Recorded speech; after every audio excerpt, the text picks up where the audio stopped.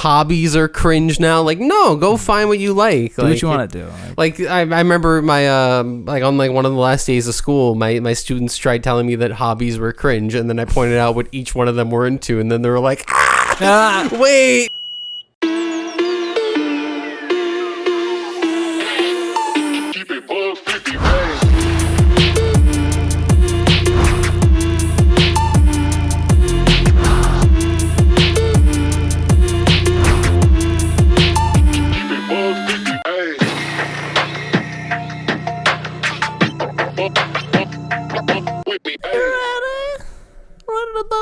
That is a weird commercial. You just completely... It was a Kalshi commercial.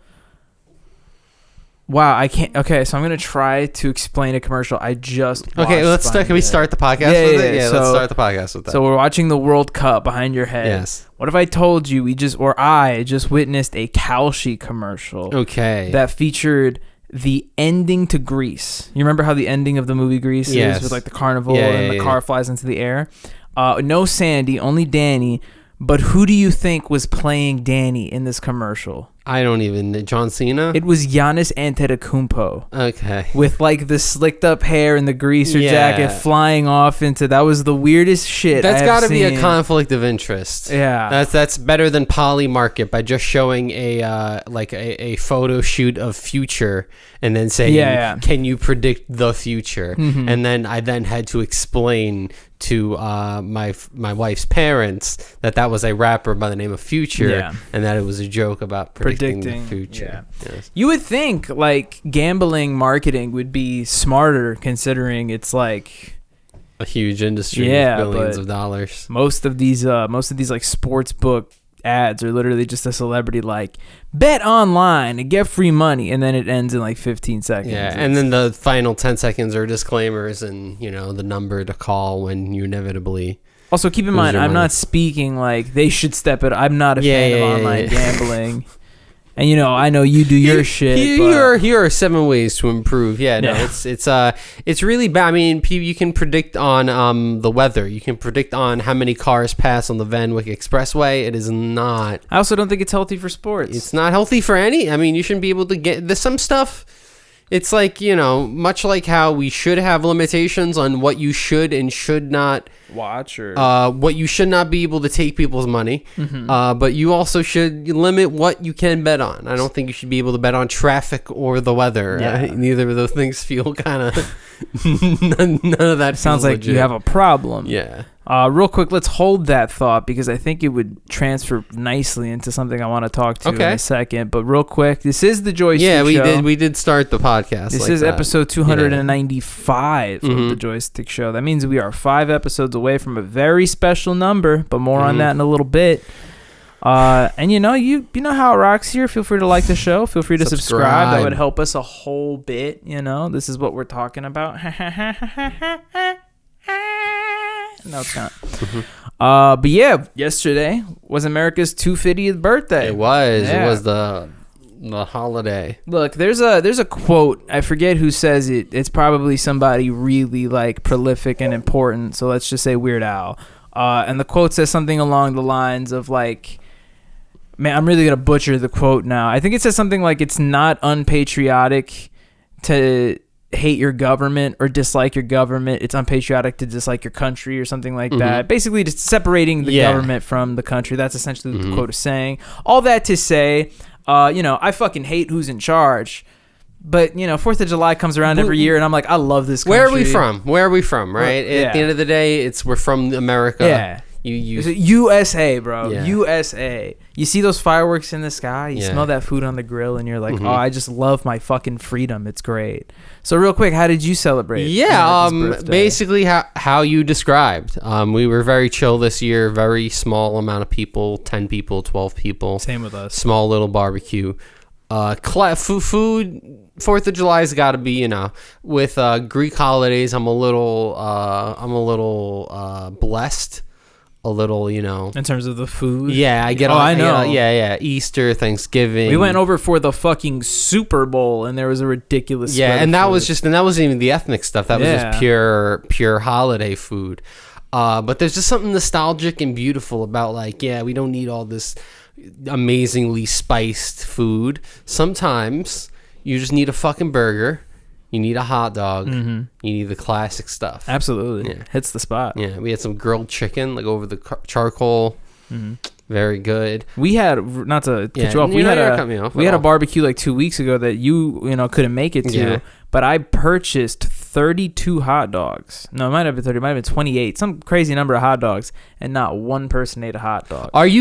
Wait, I am backstocked on hot dogs, bro. I will, me and Marianthi will like to formally apologize because I'm not the biggest glizzy person, but I will, 4th of July, I will eat a hot dog. No, everybody had burgers, which I was appreciative of, but like I'm going to be eating hot dogs for 2 months. So that makes me upset. I know. Maybe make some salty papas one day. It's all good. Yeah, that's what we've literally been doing that, just finding other creative ways to use these wieners, but and at the end of the day, we realized that there was something missing, and that was fireworks. Yeah. So every year, what we would do is by Whitestone, by Papu's house, there's a school which shall not be named because I hate that school. Okay. But anyways, in the yard of the school, they launch off $10,000 worth of fireworks every year. So we were like lit, right? Once the sun started going down, we all load up in the car, drive there, empty. Not a soul to be seen. And we're like, I guess they're not doing it this year. So now, fucking, we have Marianthi's dad driving through the streets of Whitestone at like 60 miles an hour, just looking for fireworks. We see a bunch of people pull the car over,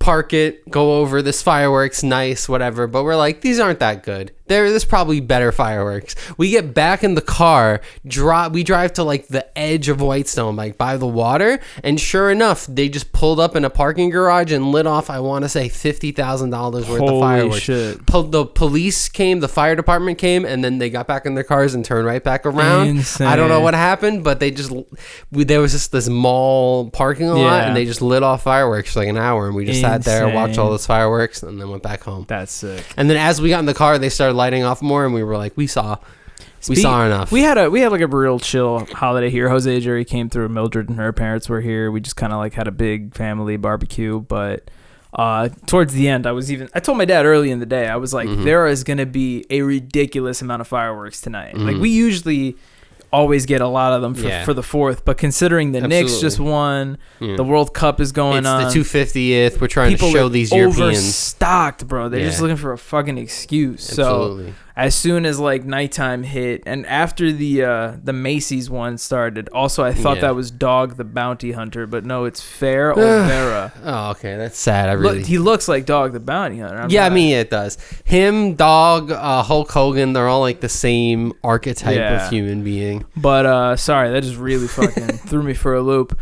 We had a chill fireworks display right in front of our house. They were literally blowing up right in like over our home. It was super loud, but it was cool. And then we saw some fireworks in the ring because there was a boxing match last night, which I kind of wanted to talk about. Okay. So interestingly enough, the way everything worked out was really funny. Jose and Jerry were upstairs in my room for the majority of the night, and after, or like right before most of the people were leaving to go home, Jose started showing Jerry and I boxing highlights, specifically of this kid named Abdullah Mason. So we were like, oh man, this guy's crazy. He has amazing striking power, whatever. And then like 10 minutes later, my dad tells me, he's like, oh, there's a fight on tonight. I'm going to put it on after people leave. Is it Abdul? It was Abdullah Mason. And, Jose didn't know. So we were like, holy fucking shit. Like he was like, I was just showing the guys upstairs his highlights, whatever.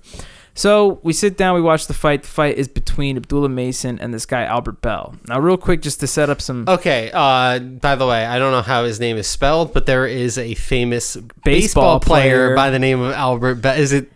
No. Okay. Did he play for the Cleveland Indians? Yes. It's funny because this guy is from he's from Toledo. They were talking about that. Yeah, they were saying that he's from Ohio. He's a giant baseball player named Albert Bell. He's jacked. Fucking not him, of course. It's like a 33-year-old guy. Okay. But to give you some like backstory here, this Abdullah Mason kid, very young, 20 years old, 22 years old, something like that. He is a champion, lightweight champion. So like three people ducked him, like they were supposed to fight him and they all said no. So they went to Albert and he was like, I'll fight him. And Albert Bell is like, he's no slouch. He had they both had undefeated careers coming into this. I think Abdullah was 20-0 and Albert was 28-0. Oh, okay. So he's no slouch. And Albert and Abdullah are actually buddies. They're sparring partners. They're like, they come from the same state. Fucking Abdullah, I think, is from Cleveland, and like I said, Albert's from Toledo, so they're both from Ohio. They're both Muslim. They practice the same faith, so they know each other pretty well, right? The fight starts. Keep in mind, most people, even people at the fight, are expecting Abdullah Mason to kind of come out swinging because he's the champion. He has all these incredible highlights.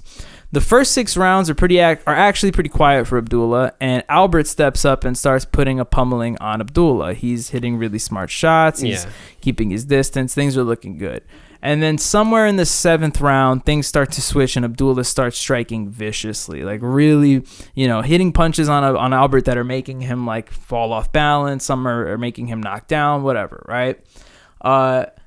The point is for the first 6 rounds, most people considered Albert to be winning the fight. Yeah. And then for the last 6 rounds, people were considering Abdullah to be winning the fight. So, if the fight were to have gone to a decision, most people would consider that to be a draw, right? Mm-hmm. Except in the 12th round, at the very beginning of the round, Abdullah hit Albert with a strong, I don't remember if it was a left or a right hook. I think it was a left hook.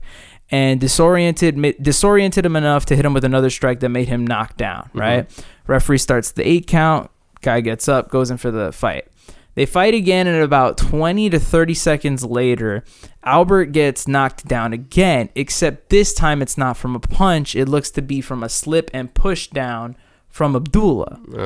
But the ref considers it a knockdown, doesn't do a count. Not just knockout. Calls off the fight. Wow. Albert is completely fine. He's in no serious, medical threat to his health.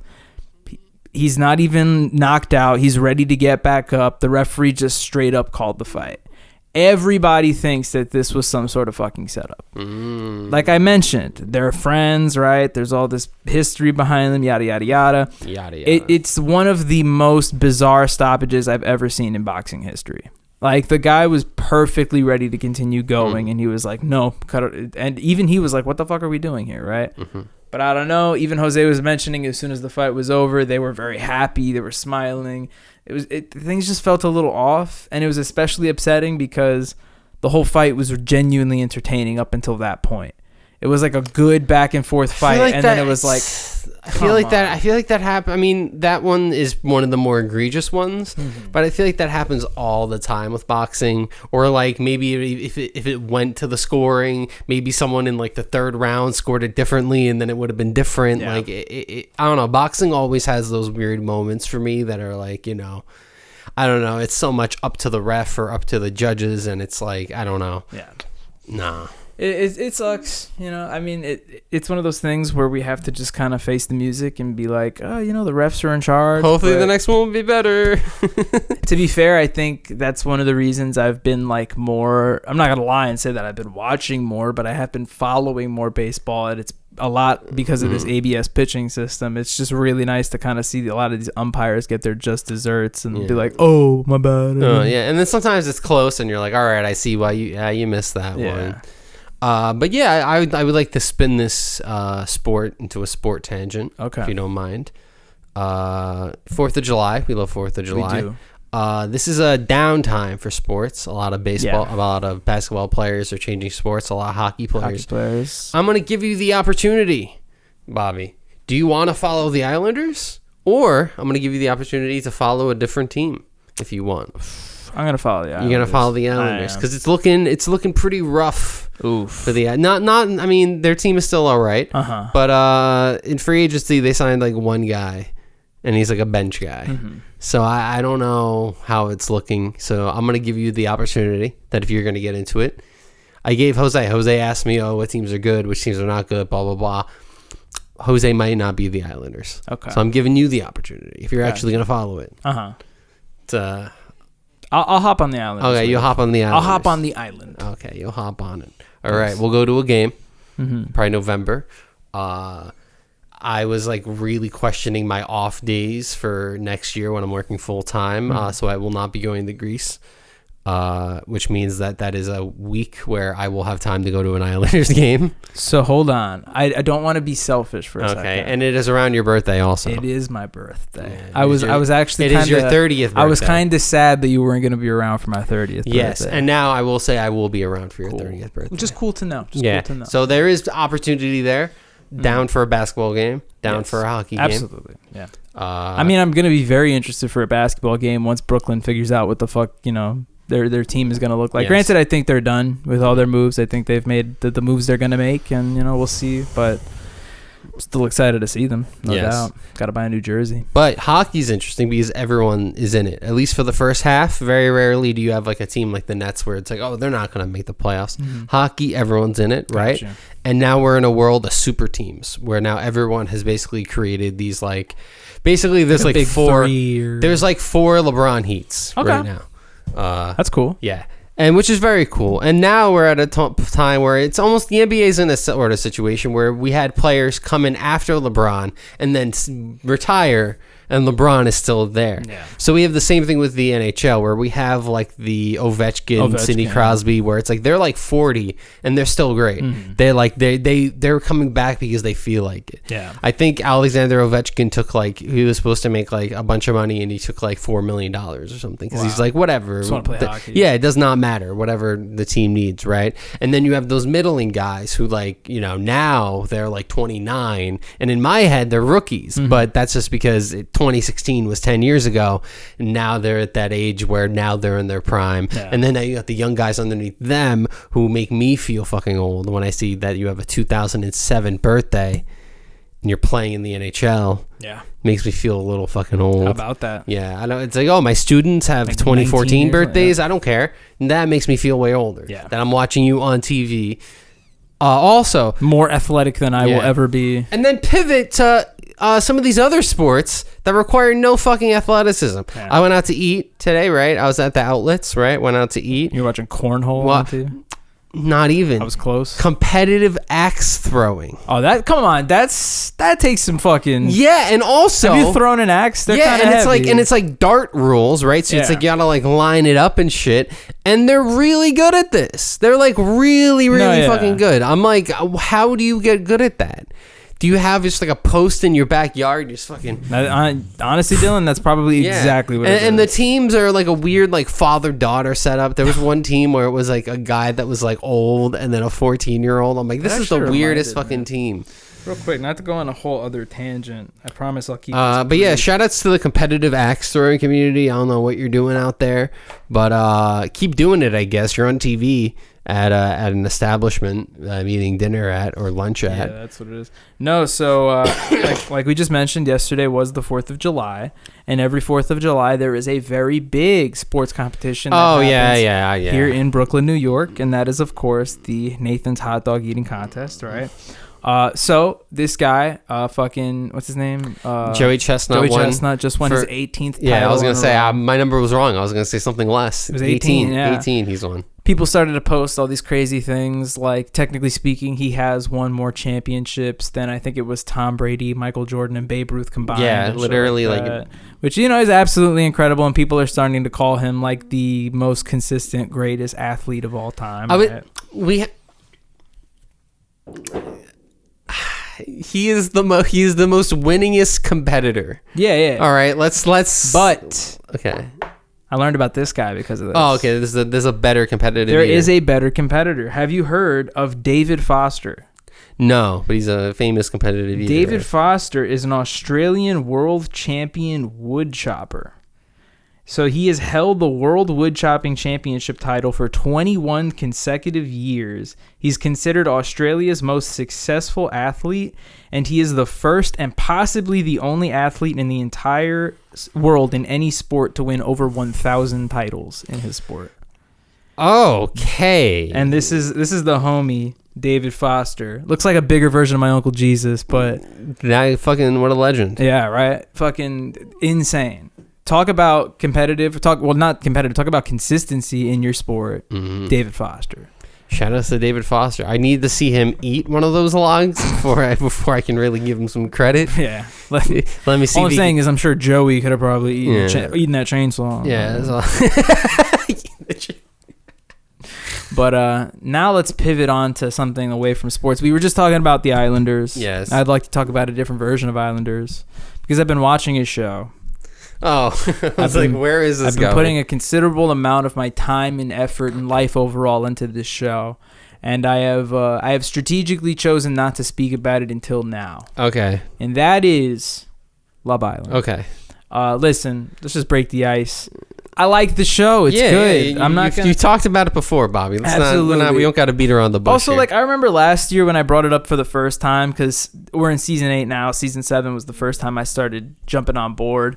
I remember I brought it up on the podcast, and I was super, not embarrassed by it, but I was just kind of even I don't understand why I'm watching it, it's not. No, I mean, I think I only get on your case when you try to make it thought-provoking. No, if you're like Pac-Man and the development of what, it's that would be all right, you're getting a little too in-depth, but as long as you're not trying to talk about it with high art, I'm all here for it. No, it's not. Yeah. It's the stupidest thing I've ever watched, but I love that. Sometimes it's really important to watch fucking You bullshit. need to watch junk, yeah. I watch MasterChef. You need junk. I would argue this is way worse than MasterChef, but it doesn't matter. I mean, MasterChef is the same shit every year. At least those people are talented.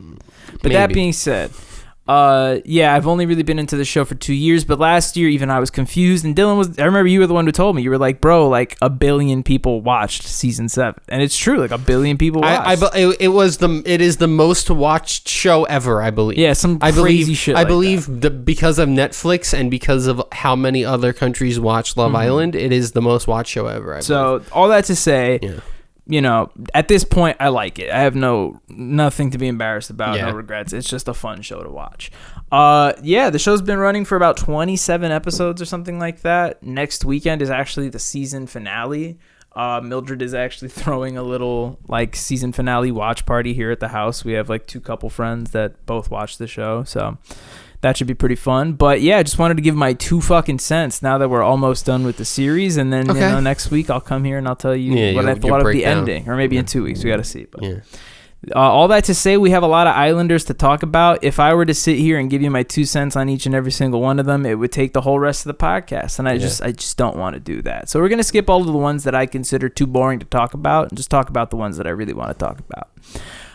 Let's talk about the ones who've been around for a while. First and foremost, there's these 2 couples, Kata and Zach, and Trinity and Bryce.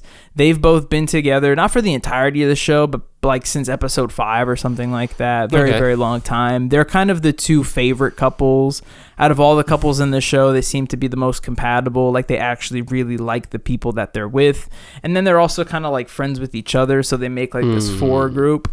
And I could sit here and I could talk about their individual relationships, but probably my favorite part of that whole dynamic is Zach and Bryce, because they might just be gay for each other. Which you need. I think sometimes you need it. It started as a bromance, and then every episode they're like, how can we push this boundary further? Oh, they're like, okay. Literally speaking. In the past 27 episodes, we have seen Zach and Bryce hump each other in the bed, snuggle just about every morning after they wake up. Bryce has pulled his pants open, and Zach has looked over, and he's asked him for a girth check, to which Zach has been like, it looks like a fucking snake, man. He's British, I forgot to mention.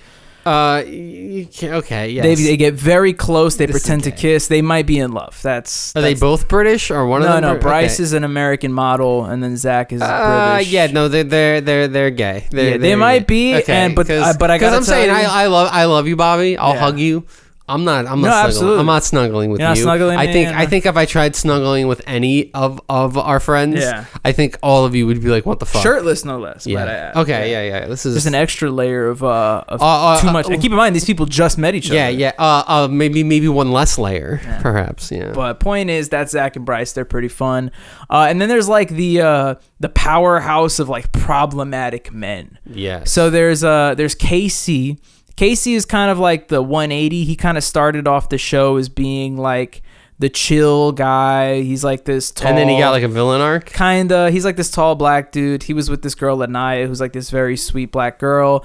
And then they do this thing called Casa Amor, where halfway through the series they split the boys and the girls up and introduce new boys and girls to sort of test their connections. Mm-hmm. And Casey just kind of 180'd and was like, "Fuck Anaya. She's a grandma. She don't want to do nothing. I'm gonna get with this new girl," and became a villain. And then the best part about that is the guys didn't know that the girls saw everything that the guys were doing and saying, like videotapes recorded in live. So they were trying to like lie about it. And the girls were like, nah, we saw and heard everything y'all said about us. So that was kind of juicy. There's this other guy named Corbin who's like one of my least favorite people on this show. Based on the name, I wouldn't like him. He's like this other tall, like light-skinned black dude. He has like the most monotone fucking voice in the show. A lot of people like to joke about it on Twitter and Instagram. He literally talks like this, Dylan. Haha, yo, it's me. I'm Corbin, bro. Yo, you gotta chill with that, bro. You're too funny. Haha. That's him, bro. That's how he talks. He's not that bright and whatever, but all that to say, in fairness, I think we used to dislike him a little more back in the day. In recency, it's been more of just like a whatever. Like, I feel like the way you describe him, I wouldn't hate him that much. So like, he doesn't know any better, Like, oh, leave him alone. And currently, his match is this other girl, Parmita, who's like, I know. She's like, she's named. And for what it's worth, her name is essentially Parmesan. Like, I'm not trying to sound like an asshole. She's like this Persian girl who's like his perfect match. They talk about it all the time because they're both really beautiful and both really not that bright. So Corbin talks like this, and he's like, yo, Parmita, you gotta stop, bro, because when I look at you, I see myself, haha. And then she speaks like Gal Gadot, so she's like, oh my god, Corbin, you have to stop, Corbin. You can't do that here. You're crazy, Corbin. You better not fuck with me, Corbin. I love you, Parmela. And then people on Twitter found like her old social media and suspect that she might actually be like exaggerating her accent, because in older videos she's speaking fairly normal, so it's like she might be playing it up for the show, whatever. But there is a sort of like overall hated person on the show, and that is Sincere. So Sincere is a young man from New Jersey. Oh, it's a man. It is a man, yes. He's a young man from New Jersey with very long, luscious hair. And he is anything but his first name. He's very insincere, if anything. So Sincere's whole thing is he, at the early part of the show, started hooking up with this chick. I say hook up. It sounds like they're having sex. Like they coupled up with this girl named Melanie. Melanie is this Dominican girl from Philadelphia. She kind of comes in the show. You think like she's going to be like any other Dominican girl. And I don't mean that to sound like an asshole, but we're from New York City. We've met a lot of Dominican girls. But she actually comes, this is going to sound like a dick. She comes across way more like sweet and innocent, right? I was expecting her to be more like ratchet a bit, but or like just causing problems. Yeah, but no, she's very sweet, confrontational, 100%. But in actuality, she's super, super sweet, super nice. It's when she gets like played on that side starts to come up. She's like, don't fuck with me, and I'm like, that's what I want. That's what I'm here for. That's what we're waiting for. Right? That feels like home. I feel like she should be called Sincere, and then he should be called Insincere. Well, what's her name? Melanie. Yeah, he should be Melon. He should be Melanie. He should be Melon, and she should be Sincere. Yes. But all that to say, his whole spiel is he tells her, like, I love you.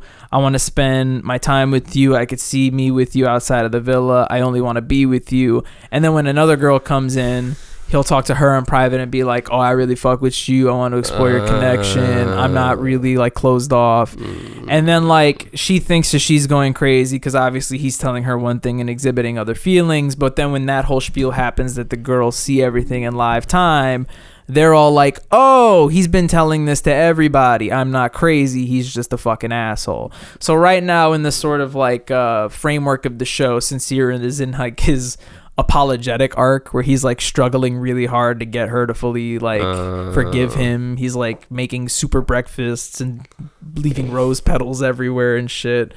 Whatever. Last person I'll talk about is, and I leave this for last, is probably the person who I dislike the most. Okay, I thought Sincere was the person. Sincere's like who everybody dislikes the most, but it's not who I dislike the most. Who I dislike the most would probably have to be a female contestant who goes by the name Kenzie.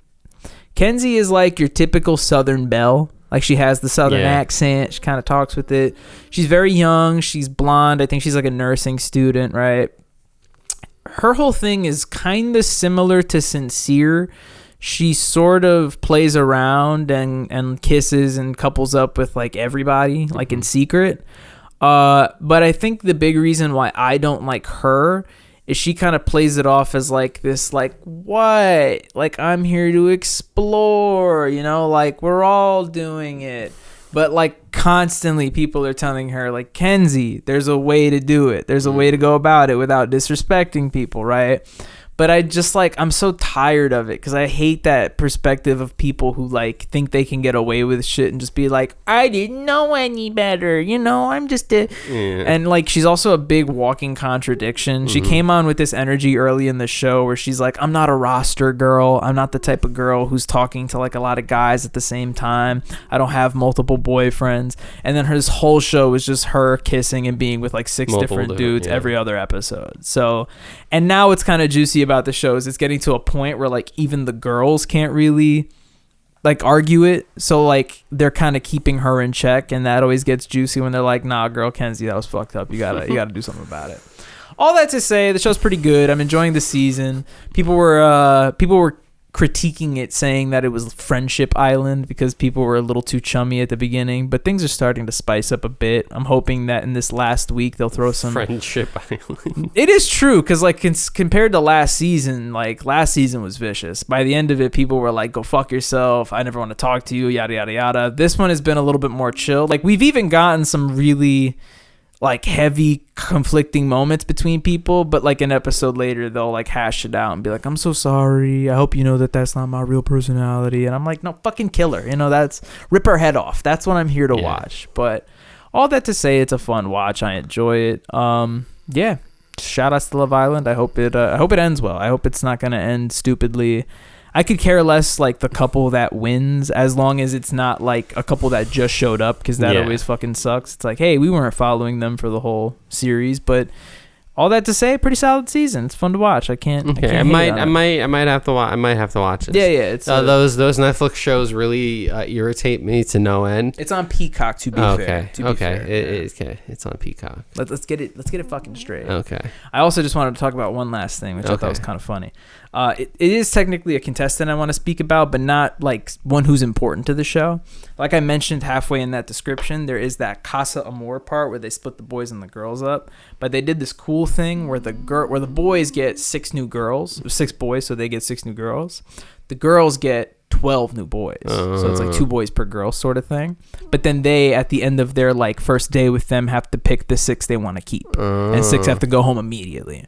So of those boys was one whose name is escaping me. I think it was like Zach or some shit like that. I'll figure it out and I'll put it on screen. It's not super important, but that's his name. Okay, so this guy came on the show, was one of the new boys, and unfortunately, or maybe fortunately, he was one of the 6 that did not make it through. So he immediately got kicked off. Okay. His girlfriend, keep in mind, girlfriend, not ex-girlfriend, put up a post and was basically like, oh shit, well, let me air this whole thing out. This dude had a girlfriend, was living with her, basically ghosted her, telling her that he was gonna like go somewhere for work, shows up in the promotion for Love Island as a contestant, and the entire time his girlfriend was paying his rent and all of his bills for him. That is hilarious. And he immediately got kicked off the show. Nice. It's like, how fucking stupid could you be? I mean, that's funny. It's really funny. That's funny for us. That's very funny. I think the last thing I'll say to cap this up is Mildred saw this pretty interesting Instagram post talking about it, but I would say I'm kind of making it up, but I feel like it's right. Sort of the average age of the Love Island season 8 contestant is probably like 23, if I had to guess. Okay. But what's kind of interesting about that is being a 23-year-old means that 6 years ago you were 17, so you were like a senior in high school. Yeah. And 6 years ago was also the pandemic, COVID. Mm-hmm. So a lot of these contestants were like in high school during the pandemic and during like the sort of prime time of their socialization. So the people on this season are very strange, like in comparison to older seasons, like how they interact with They don't know how to do it. It's not that they don't know how to do it. It just feels very cliche, like what they see in movies. Yeah, no, I described this. As someone who went bar hopping recently, like a month ago, I felt like a lot of people in our younger generation, they cosplay doing the thing. Like, you know, like it's not like, oh, we're going to go out and have fun. We're going to go out and like bar for bar do clubbing. Yeah. We're going to go bowling, but like as people in a movie go bowling, not we're going to go bowling. You know, does that make any sense? No, yeah, absolutely. Yeah. It's like they want that perfect scenario that you see. Like, and she bowled a strike. We all cheered. And it's not even, and I remember like when like a few years ago, I would have been like, oh, it's like fakeness. Like we're going and we're taking an Instagram photo and then we're leaving. It's not even that. The whole event, the whole night is like this crafted thing. And it's I don't know, crafted around the vibe. Yeah, just find what you like hobbies are cringe now. Like, no, go find what you like. Do what you want to do. Like I remember my like on like one of the last days of school, my students tried telling me that hobbies were cringe, and then I pointed out what each one of them were into, and then they were like, wait, we're all, and then they actually were like bonding over stuff. I'm like, see, that's how you meet friends and shit. It's not little idiots. It's like you're both into Minecraft, you're both into Smash. That's kind of how this works. Look at that. Now do that in real life with something. Look at that. We're nearly 30 and we started playing Call of Duty again. That's fucking strange. It's been nice though. It's been fun. I've been trying to explain it to Mildred. I'm like, you don't understand. Like, we have not all played video games together in a very, very long time. And I'm also the weirdest Call of Duty player too. It's so interesting. I mean, we're playing with some pros. I mean, honestly, because that is something to note. We're playing Modern Warfare 3, which is like an older Call of Duty game. Yes. So the people who are already playing it are at a very, like, it's a niche group of people playing it. And then on top of that, we're playing with Jose, who plays at a ridiculously high and half of the time level. Jerry's on top. Jerry's really good too. Jerry's going like 40-6. Absolutely. And then I'll do really bad, and then every once in a while I have like an Overwatch helo, and then Jose's like, what the fuck? And Absolutely. I'm like, yeah. We were playing some Search the other night. Dylan was going off on these fucking like 1v2s, 1v3s. Me and Jose, because Dylan's not in the party, so me, Jose, and Jerry are talking, and we're like, hold up, wait. Like, I remember because Mariette was napping. We did something earlier in the day, and she was asleep. So I was like, damn, I can't join this party. And then every time we'd be like 1v4, and I'm like, let's see if I can. But no, it's hype. Shout outs to Call of Duty, and shout outs to hobbies. Shout outs to friendship. People have to have those. Yeah. All right. Let's do Jam and Yam, shall we? Yeah. Let's recommend some music. Let's do Jam and Yam. I do not know what I'm picking. I might. I don't know. I have to look. Last week I recommended a Smosh song. Ooh, I might know actually. Think. Okay, I know what I'm gonna suggest. Okay. I'm going to recommend a song by the American rapper known as Desiigner, famous for such hits as Panda and Timmy Turner. Yes, Desiigner came out with a song last year called, I forgot what the name of the song was exactly, but he kind of just dropped like a regular boom bap, like New York soulful hip hop song, and it was actually a banger. Like, to give you perspective, I'm not the biggest fan of Panda or Timmy Turner, so I kind of just chalked Desiigner as being one of those, like, meme rappers, so to speak. But no, this song was pretty good, and then we were playing COD, like I mentioned earlier, and Jose mentioned a couple days ago the Desiigner dropped an album this year. So I was like, oh, let me check that out. And he's got some heat on it. So I'm going to go ahead and recommend the song America's Baby by Desiigner. Nice. It's pretty fucking good. Very, very, very, very, very, very cool. I'm going to go in a very similar direction, and by that I mean I'm going to pick a song from 2002. Okay. I'm going to pick The Taste of Ink by The Used. A lot of these emo bands, I'm looking back on it, and a lot of them are from like 2000 to 2002-ish, which I feel like is very early for emo, I think they might be, these are the real innovators. I mean, I know emo music. No, it's funny you bring that 90s. up because like we think of like Fall Out Boy and Panic, I mean, even them are like 04, 05, but there's stuff that came out before then, and then those bands blew up when they blew up. I feel like the real trendsetters are probably Blink, right? Yeah, it's like Green Day, Blink, and then if you want to get deep, like Sunny Day Real Estate, that's like a super deep cut. Yeah. But yeah, shout outs to The Used. Homie had pigtails and he was rocking, so fire. Tell us The Used. All right. Yeah. Look at that. Thanks for watching the Joystick Show. That was pretty solid. Yeah. That was nice. That was chill.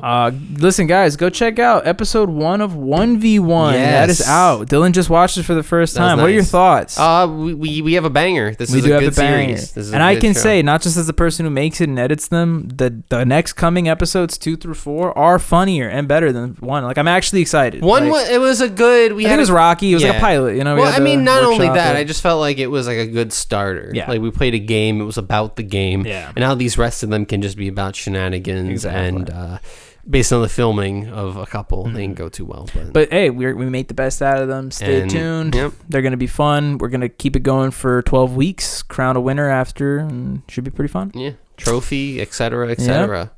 But until then, just watch 1v1, watch another episode of the podcast, and fucking, just